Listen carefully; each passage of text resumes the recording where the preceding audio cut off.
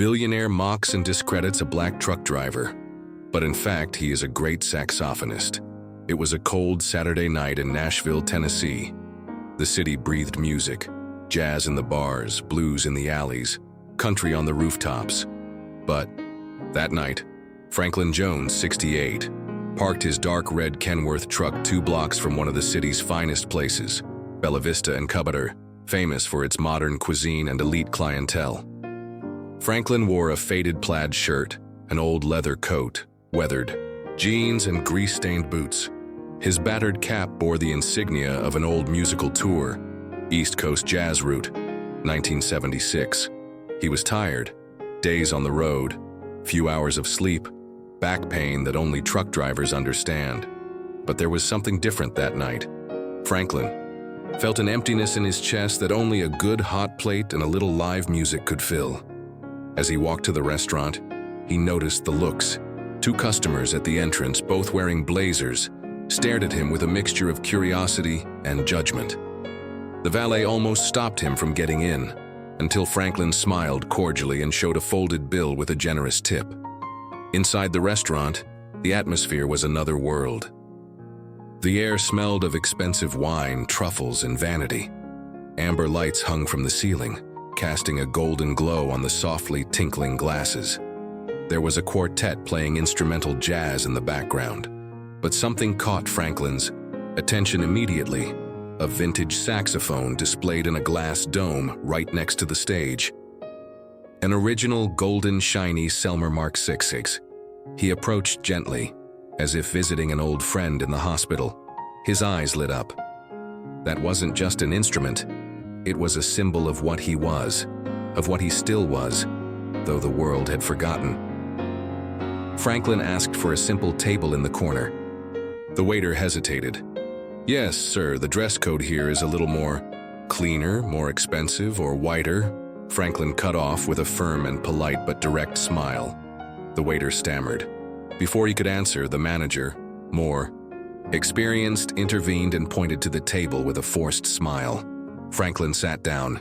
He took the menu, but his eyes always turned to the saxophone. A raw longing took over his chest, for his youth, for the stage, for the hot sound that came out of his lungs, straight to his soul. He didn't want anything too much, just touch. For a moment, it didn't even need an audience. I just wanted to remember who he was. And that's when everything started to change. As he waited for his order, pureed meat and grilled vegetables, Franklin watched the musicians on stage with eyes like someone who knows every breath before the note. The saxophonist that night was young, talented, but still soulless. He played like someone repeating formulas, and Franklin could see that. There was a lack of pain. There was a lack of truth. The sax in the dome called him, like a silent voice from another time. Franklin's aging body might have slowed down, but his fingers still remembered every melodic curve as if it were yesterday. He called the waiter gently. "Son, that sax over there, is it just decoration? Or is there a chance that someone will actually play it?" The young waiter, at first confused, replied with a half smile. "I think it's just decoration, sir, but I can ask," Franklin insisted with a twinkle in his eye. "Tell them it's only for a minute, a memory, a breath, just so I can reconnect." Before the waiter could go to the manager, a deep, haughty voice cut through the air. "This is not a bar from the 50s, sir." The hall fell silent. From the center of the restaurant, at a table surrounded by executives, exaggerated laughter and glasses of champagne, stood Richard Alden III, heir to a real estate empire, famous for his arrogance disguised as charm, and for his ability to subtly humiliate those he judged non-standard. Richard raised his eyebrow and looked at Franklin as if he were watching a dirty dog invade his mansion. "This instrument is worth more than this truck of yours, partner. You're going to spit on him thinking it's a horn." The table laughed, low but high enough. Franklin remained silent for a few seconds. He swallowed. The waiter was paralyzed. The manager looked around, pretending not to hear. And many patrons, one including the musicians on stage, avoided eye contact. But Franklin, he just smiled. A sad smile. not out of shame, but from those who have met this kind of people before. He looked again at the sax, then to Richard. "It's a beautiful instrument. I didn't know that pride also came inside the dome." Richard laughed as if Franklin had told a joke. "Grandpa has a sharp tongue, I admit. But we're here for dinner, not to suffer cheap nostalgia." The humiliation was public. Richard's tone of voice wasn't one of innocent joke. It was one of domination. It was like saying, "Here, I'm in charge. Here, you shut up." The hall spoke, quietly again. But the tension hung like smoke. Franklin was not a man of confrontation, no more. But there, that night, something inside him reignited. It wasn't about the saxophone. It was about being seen as less on the outside, without anyone, knowing what was inside and fate. Well, he was about to give the answer Richard would never have expected. The muffled laughter of Richard and his entourage still echoed through the hall, like an unpleasant hum deep in the soul of those who witnessed it. But no one said anything. No one confronted it. After all, Richard Alden III wasn't just a customer. He was influential, generous in tipping, and a friend of the restaurateur. He was the kind of man who dictated the mood of any environment, or at least he thought so. Franklin, sitting at the table with his napkin still folded in his lap, felt the old sensation of being judged before he even opened his mouth. It was not the first time this had happened. The difference? This time the trial was packed with elegant laughter, an Italian suit, and $1,000 wine. Richard raised his glass of Cabernet, looked up and toasted in a mocking tone. "Here's to the good old days." When music was made by professionals, not by retired truck drivers. One of the men at the table bit his lip, uncomfortable. A younger woman seemed to force a smile, but no one had the courage to contradict the billionaire. The entire restaurant seemed to participate in an invisible theater, where the protagonist of the laughter was white, rich and confident, and the target of contempt, black, simple and forgotten. Franklin, however, did not look away. Her eyes met Richard's for a moment, and that's when what was just contempt turned into racial provocation masked as sarcasm. "You know, I have a sax at home, pure gold. I received it as a gift from an ambassador, but I never played. Leave it to the professionals. Have you ever seen a real sax or just the ones they sell at road fairs?" It was then that a young waiter, new to the team, approached the manager and whispered in her ear, "That man over there is Franklin Jones. My grandfather talks about him. He has played with legends. It played at the Apollo Theater. He played New Orleans in Chicago. He was known." The manager widened her eyes in surprise, but he hesitated. Having this information was important, but butting heads with Richard? Dangerous. The restaurant had standards. He had appearances to keep. But the rumor began to run. An older black customer at the corner table stared at Franklin. "It can't be Jones the Breath? You were called that, right?" Franklin just smiled. A discreet smile without vanity. Richard heard that. He frowned. "What? Does he have a stage name now?" And then he turned to the room as if it were comical. But the atmosphere was no longer the same. Doubt had set in. The mockery became uncomfortable, and respect previously buried began to sprout. Franklin didn't say a word. He just looked again at the saxophone in the bell jar, not out of revenge, but because music was still the only language he knew how to use to defend himself with dignity.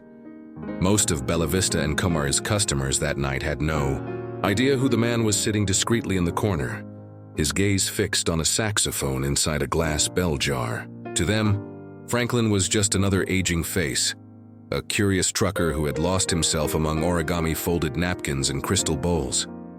But as the forced laughter at Richard's table began to fade, the true story of Franklin Jones began to emerge. From the whispers in the hall, the man in the brown suit at the back table stood up slowly. He had gray hair, an upright posture, and teary eyes. He walked over to Franklin and held out his hand. "Mr. Jones, I knew it was you. I saw you play in New Orleans in 1982, that solo in Naima. It changed my life." Franklin stood up, surprised. She shook the man's hand tightly and gently. Wow, it's been a long time since anyone called me by my full name. The buzz grew. Another man with his hair tied up in a bun, a photographer by profession, murmured to his wife, "He's a forgotten legend. He played with Miles Davis with Ella Fitzgerald. They say he turned down a contract because the record company wanted to whiten his image. Now the looks in the restaurant have changed their nature. They were no longer judgmental looks. They were by surprise, of shame, of sincere curiosity. Even the band's musicians on stage, who moments before were just doing background music, stopped playing.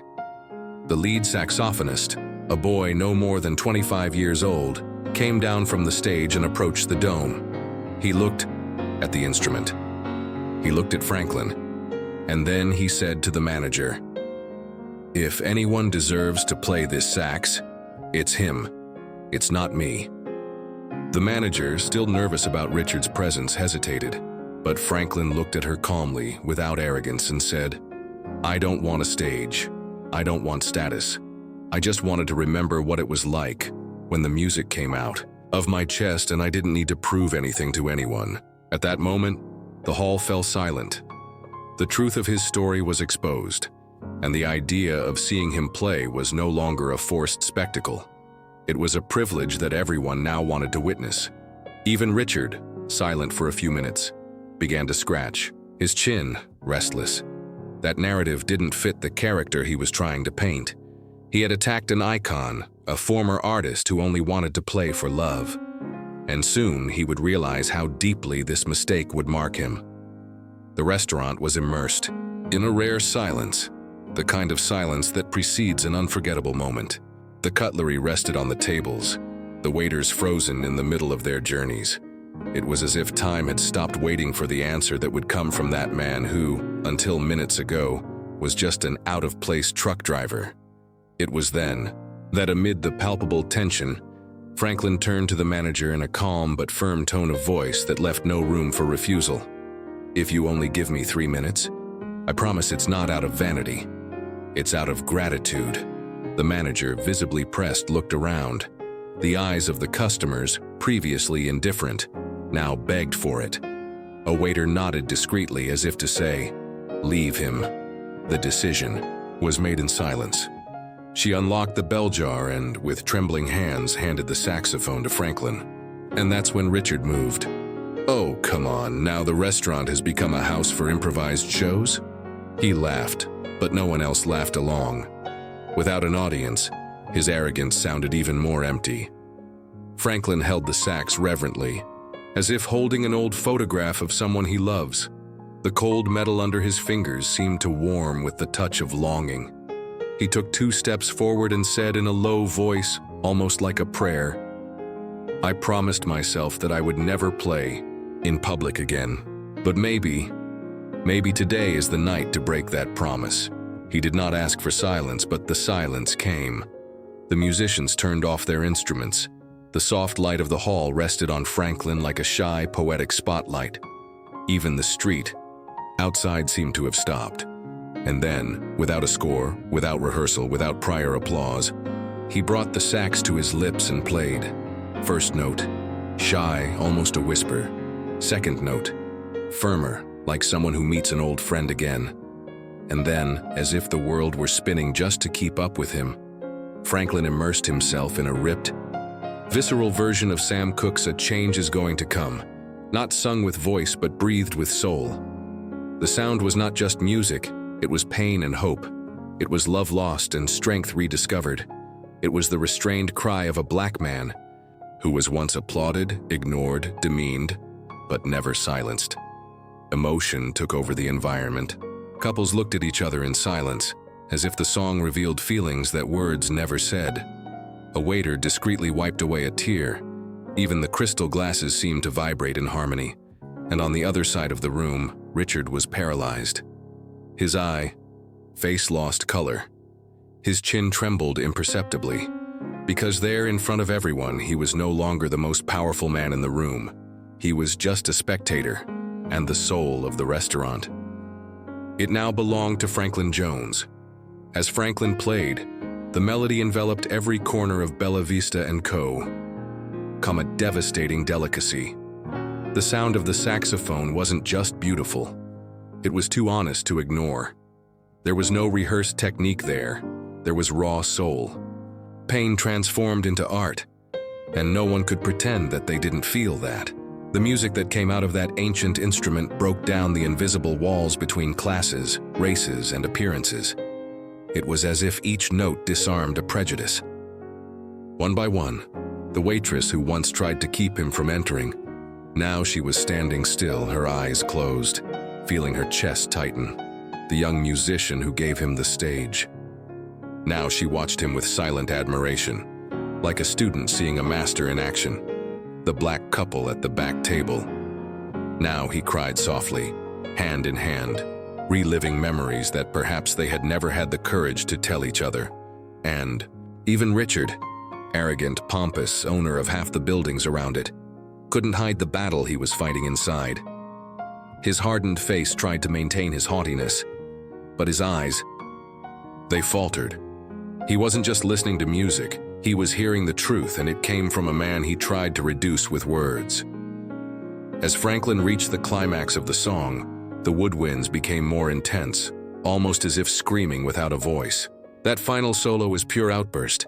It was youth, it was the road, it was morning, it was resistance. So, he stopped. The sax was lowered slowly. The sound ceased, and for a few seconds no one could react. It was as if everyone had forgotten how to breathe. Franklin remained standing there. Property. His hands were still holding the instrument. He didn't know what would come next. He was prepared for silence. He was even prepared for a sarcastic comment from Richard. But what came? It was thunderous. A round of applause. Then another, and then many. The clapping echoed like thunder against the walls of the restaurant. People standing, whistling, smiling, shouting bravo. Customers who did not even look at him before now filmed him, recorded him, as if they were witnessing something historical, because they were. Some approached to shake his hand. Others just put their hands on their chests and nodded, out of respect. Franklin didn't smile. He just closed his eyes. He breathed a sigh of relief, because there, at that moment, he was no longer an invisible old man in the city. He was living music, he was respected, and above all, he was him. The last note still seemed to echo in the air as the restaurant, standing all its feet, celebrated Franklin's performance with an intensity that no exquisite dish or French wine could beat. The applause wasn't just musical praise. It was a collective apology for judging, underestimating, ignoring. But there was a table who did not get up. To the table of Richard Alden III. The billionaire now looked small, literally, curled up in the leather armchair, eyes downcast, hands clasped in front of him as if trying to maintain some remnant of control.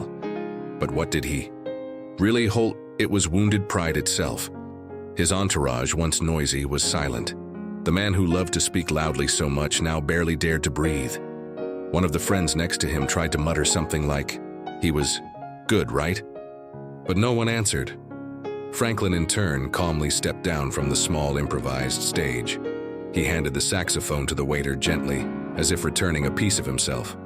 And when she passed near Richard's desk, she didn't look at him.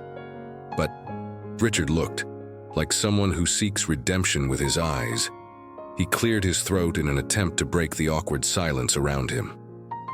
Then he clapped his hands, a timid, misplaced sound that came too late. Well, that was unexpected, he said out loud, trying to appear in control. He laughed, but the laughter sounded hollow. I suppose the talent really comes from the most improbable. The phrase hung in the air, trying to be elegant but failing to hide the desperate attempt to erase his own humiliation. Franklin stopped. Slowly he turned and faced Richard directly for the first time. His eyes didn't carry anger. They carried something more cutting, serenity and truth. And then he replied in the same calm voice he had used all night. It's not talent that surprises. It is arrogance that does not learn. The phrase was like a blade covered in silk. Silent, but sharp. Richard had no answer. He just lowered his eyes. For the first time that night, he knew he had lost, and more than losing his reason, he lost the stage, attention, and respect. Franklin, without another word, walked to his desk. He picked up the shabby coat, he put on his cap, and with dignity, he raised his head in front of an audience that now saw him as he really was, an artist, a giant, a symbol. After the emotional storm, the restaurant was returning to its normal rhythm.